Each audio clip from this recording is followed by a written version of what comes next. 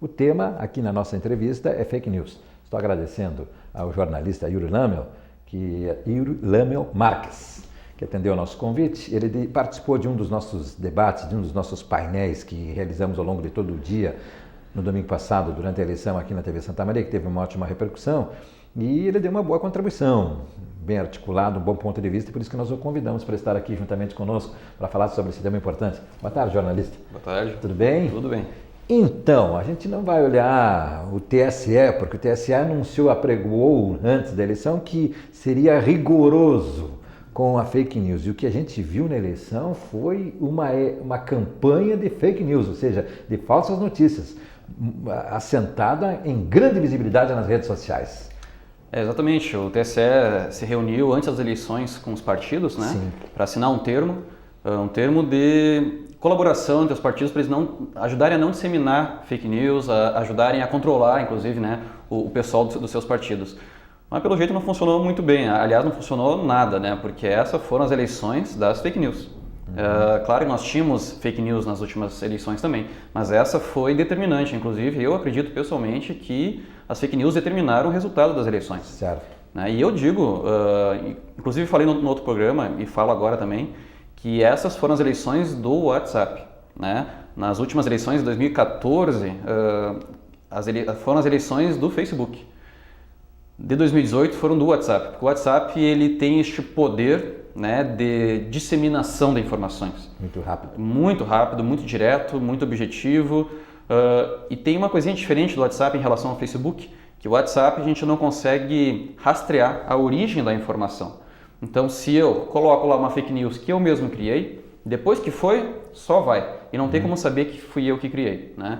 Então, é um ambiente... Ao contrário do Face, né? Ao contrário do Facebook, que ele registra. O Facebook registra de onde veio a informação. E a própria empresa detém essa geração, né? Detém essa produção lá. Né? Exato, fica lá no banco de dados. A veiculação, não a produção, a veiculação, né? E fica lá no banco de dados deles registrado. Já no WhatsApp, não. O WhatsApp é tudo local, fica no celular, né?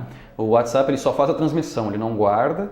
E além do mais é encriptado, né? Então a gente não consegue descobrir porque tem um código encriptado ali, né? Não consigo ver. Vamos lembrar o telespectador que já teve casos antes das eleições que o juiz determinou a paralisação do serviço do WhatsApp porque não fornecia os dados. E eles diziam, olha, mas nós não temos como fornecer. Exato. Eles falaram, simplesmente não tem como, é uma questão... Lembra? Ele chegou a ficar um dia, horas no caso, sem funcionamento, porque não tinha como fornecer o que o juiz perdia, né? Inclusive a crítica aos juízes foi que eles não entenderam essa tecnologia, né? Exatamente.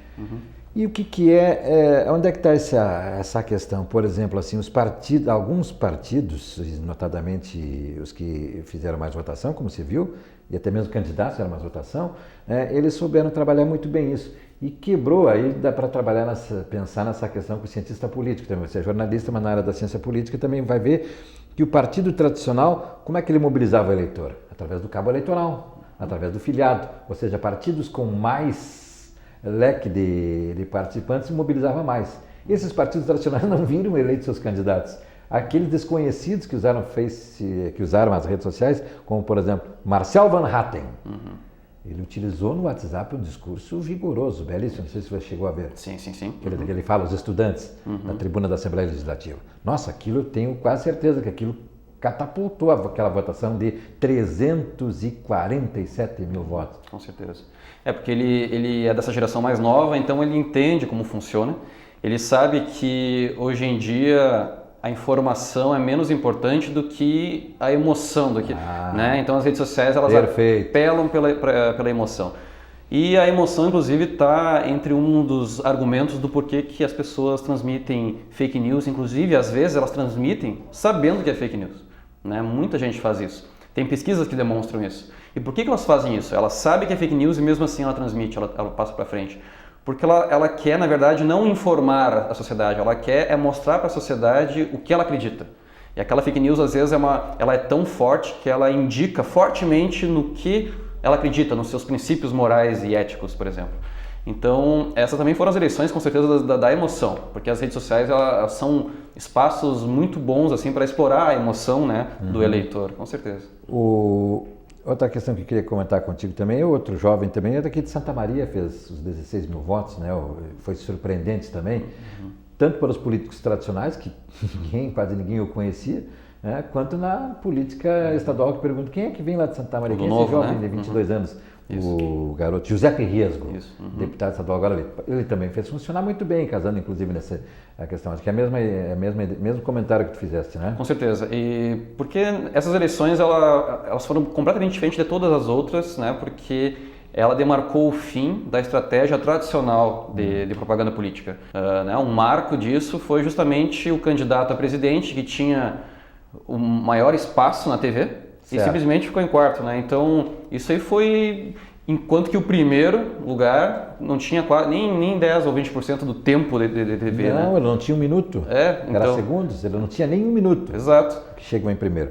Você colocou muito bem. Agora, você acha que essa radicalidade que decreta o fim do espaço tradicional? Eu acho que sim, não só a questão de ser radical, mas também a forma como funcionam as redes sociais, né? Pois é. E também a mudança de comportamento e de hábitos de leitura das pessoas em geral. Sabe por que eu te pergunto isso? Porque você vai ver que o quarto lugar, para ter aquele espaço, não era só do partido dele. E as eleições, as campanhas geralmente ficavam eivadas já lá no nascedouro, porque eles faziam alianças não por propósitos de conteúdo, de programa partidário, mas alianças para ter tempo na TV, não é isso? Exato, exatamente. Tempo na TV era moeda patrimônio, de troca. Moeda de troca. Isso. Então, isso vai criar uma nova forma de fazer exatamente. De negociação, né? Esse capital que eles tinham, que era espaço de TV, já perdeu valor, praticamente. Né? A gente percebeu agora que ele perdeu valor. Inflacionou. Tão verdade que um dos oponentes aí não faz muita questão de participar de debates, ou seja, aquilo que sempre era valioso na TV, finalmente o debate só entre dois, também não quer aparecer, quer dizer. Até porque antigamente a televisão era o espaço de visibilidade, né? Hoje não, hoje nós isso temos... Isso é da tua área lá com os teus alunos. Exato, com certeza. Uns 5, 6, 7 anos atrás a TV era o grande espaço de visibilidade. Hoje ela está perdendo espaço para as redes sociais e hoje eu posso dizer tranquilamente que pelo menos nos últimos 2 anos a internet é o grande espaço de visibilidade. Por quê? Principalmente porque nós tivemos nos últimos anos aí um barateamento dos aparelhos celulares, né, dos smartphones, e também um barateamento dos planos de dados móveis. Né? Ou seja, em outras palavras, hoje em dia todo mundo tem internet no bolso. Isso é uma coisa recente. Né? Uns 4, 5 anos atrás era caro a gente escutar um áudio na internet. Uns 5 anos atrás, se a gente escutava um áudio de 2 minutos, a gente acabava com o nosso plano de dados. Hoje não. Hoje a gente pode escutar áudio a todo momento. Então, a todo momento as pessoas estão escutando o áudio do WhatsApp e muitos desses áudios são fake news, né? Então, o celular ele roubou a audiência da TV, do rádio, né, do jornal impresso. E quem souber trabalhar bem com as redes sociais hoje em dia, ela acaba sendo muito mais valiosa que tempo na TV, no horário nobre, por exemplo. Eu vou aproveitar a tua articulação e perguntar também sobre a área para o profissional jornalista. Como é que você acha que isso é? A eleição vai passar logo ali, né? Termina agora no dia 28 e ela está marcada, realmente o fake news está marcado. A motivação do fake news é sentimento, né? É emocionalidade, uma carga emocional muito forte, que alguns até, a palavra mais citada agora é ódio, né? Lamentavelmente. Então, ela está marcada por esse sentimento muito forte de que um quer destruir o outro. E até se diz que a polarização é tanta que o meu voto não vai ser em função do meu candidato, mas sim daquele que eu não quero votar, né? Exatamente. Eu antivoto, vou votar neste para não votar naquele. Isso. Então, seria isso. E lá para o jornalista, para o profissional, como é que vai redundar esse novo meio, essas redes sociais, como é que eu quero te dizer assim, esse texto cada vez mais curto, mais objetivo, mais para a emocionalidade, que aquilo que o jornalista sempre foi tão cobrado, que era o texto isento, o texto formal. Tem essa questão do texto, do tamanho, né? Mas eu acho que o mais importante do que isso é a maneira, é a abordagem que a gente chega aos leitores ou telespectadores. Mais do que se pensar em texto curto ou longo, tem que se pensar na forma como a gente se aproxima a eles. Antigamente o jornalista ele era, né, aquela figura formal, objetiva, existia um distanciamento. Tem a figura profissional e as pessoas, né, informais. Hoje, com as redes sociais, o jornalista ele tem que ser um pouco mais informal, um pouco mais... o discurso ali ele é mais dialógico, é como se fosse uma conversa, né? Então as pessoas elas valorizam o jornalista que vai lá, que gesticula, que fala a linguagem, né, do povo, enfim... Um exemplo disso são os YouTubers, né? Eles fazem sucesso, tanto sucesso, porque eles falam como se fosse um amigo, né? E nós percebemos aí que alguns jornalistas mais novos que estão chegando na TV agora nos últimos anos, os mais jovens, eles são um pouco mais descolados, né? Porque eles entendem isso, eles entendem que as pessoas estão tendo um certo distanciamento do jornalista muito formal, né? Perfeito. Então é isso que eu falo para os meus alunos. Agora, uma coisa que tem que falar também em relação à profissão, é que esse ambiente de polarização e radicalização está dificultando um pouco o trabalho do jornalista, porque este ambiente de radicalização também está se voltando um pouco contra a instituição jornalismo. A gente percebe que muitos desse eleitorado mais raivoso, eles acabam acusando o jornalista de comprar, né? Eles falam que a mídia é a fake news, né? Porque aliás, a mídia está sendo muito desgastada desse processo eleitoral, muito, demais. Isso é uma estratégia que eles precisam usar, chamar a mídia de fake news, por quê? Porque a mídia ela tenta trazer a verdade, e quando a mídia tenta trazer a verdade vai de encontro à fake news. Choca com ela. E para a fake news ter sucesso, ela tem que rebaixar a verdade, né? Então eles acabam atacando a mídia. Então eles lançam fake news nos grupos de WhatsApp, nas redes sociais, e quando alguém publica lá uma notícia desmentindo a fake news, eles falam que é a mídia que é fake news. Eles fazem um jogo inverso, né? Então o jornalista está sendo muito atacado, estão ocorrendo inclusive ataques verdadeiros, reais, né? Tem jornalistas que já foram atacados fisicamente, inclusive. Então está sendo um momento bem complicado para o jornalismo e é um momento que a gente tem que parar e refletir e ver como trabalhar este ambiente, né? Ao mesmo tempo, eu também acho que as fake news também são uma oportunidade para o jornalismo.